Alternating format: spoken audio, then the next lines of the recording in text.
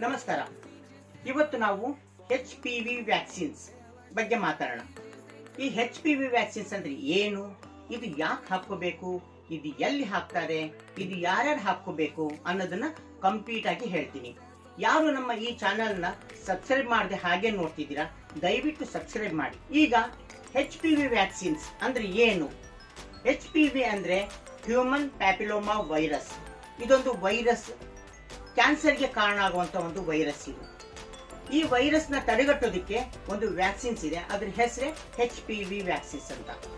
ಈ ವ್ಯಾಕ್ಸಿನ್ ಯಾರು ಹಾಕೋಬೇಕು?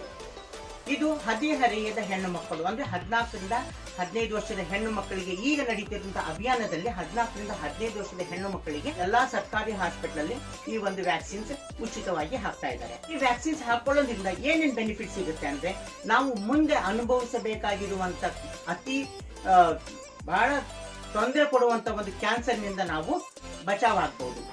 ಅಂದ್ರೆ ಗರ್ಭಕಂಠದ ಕ್ಯಾನ್ಸರ್. ಈ ಕ್ಯಾನ್ಸರ್ ಬರೋದಕ್ಕೆ ಕಾರಣ ಏನು ಅಂದ್ರೆ ಅನ್ಹೈಜಿನಿಕ್ ಮ್ಯಾನೇಜ್ಮೆಂಟ್ ಇರಬಹುದು, ಅಥವಾ ಮುಟ್ಟಿನಲ್ಲಿ ಸಮಸ್ಯೆ ಆಗಿರುವಂತದ್ದು ಇರಬಹುದು. ಸುಮಾರು ಕಾರಣಗಳಿರ್ತವೆ. ಈ ವೈರಸ್ ನ ತಡೆಗಟ್ಟೋದಕ್ಕೆ ಈ ಒಂದು ಹ್ಯೂಮನ್ ಪ್ಯಾಪಿಲೋಮಾ ವೈರಸ್ ಅಂದ್ರೆ HPV ವ್ಯಾಕ್ಸಿನ್ಸ್ ಅತಿ ಅವಶ್ಯಕ. ನಿಮ್ಮ ಅಕ್ಕಪಕ್ಕದ ಮನೆಯ 14 ರಿಂದ 15 ವರ್ಷದ ಯಾರೇ ಹೆಣ್ಣು ಮಕ್ಕಳಿದ್ರು ಅವ್ರಿಗೂ ಸಹ ತಿಳಿಸಿ. ಈ ವಿಡಿಯೋನ ಆದಷ್ಟು ಜಾಸ್ತಿ ಜನರಿಗೆ ಶೇರ್ ಮಾಡಿ. ಎಷ್ಟೋ ಜನರಿಗೆ ಗೊತ್ತಿರಲ್ಲ HPV ವ್ಯಾಕ್ಸಿನ್ಸ್ ಅಂದ್ರೆ. ಇನ್ನೊಂದು ಹೇಳ್ಬೇಕು, ಎಷ್ಟೋ ಜನರಿಗೆ ಒಂದು ಮಿಸ್ಕನ್ಸೆಪ್ಷನ್ ಇದೆ, ಅದರ ಅಡ್ಡಿ ಪರಿಣಾಮಗಳು ಹಾಗಿದಾವೆ ಹೀಗಿದಾವೆ, ಹಾಕೊಂಡ್ರೆ ಮುಂದೆ ಮಕ್ಕಳಾಗಲ್ಲ, ಇವೆಲ್ಲವೂ ಸುಳ್ಳು. ಈಗ ಒಂದು ವ್ಯಾಕ್ಸಿನ್ಸ್ ಹೊರಗೆ ತರಬೇಕು ಅಂದ್ರೆ ನಮ್ಮ ಭಾರತ ಸರ್ಕಾರ ಕಠಿಣ ಪರೀಕ್ಷೆಗಳನ್ನು ಎದುರಿಸಿ ಆಮೇಲೆ ಹೊರ ತಂದಿರುತ್ತೆ. ಹಾಗಾಗಿ ಇದರಿಂದ ಯಾವುದೇ ತರದ್ದು ಆ ರೀತಿ ಸೈಡ್ ಎಫೆಕ್ಟ್ಸ್ ಯಾವುದೂ ಇರೋದಿಲ್ಲ.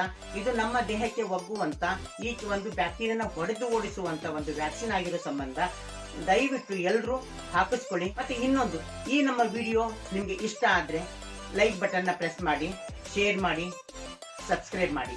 ನಮಸ್ತೆ.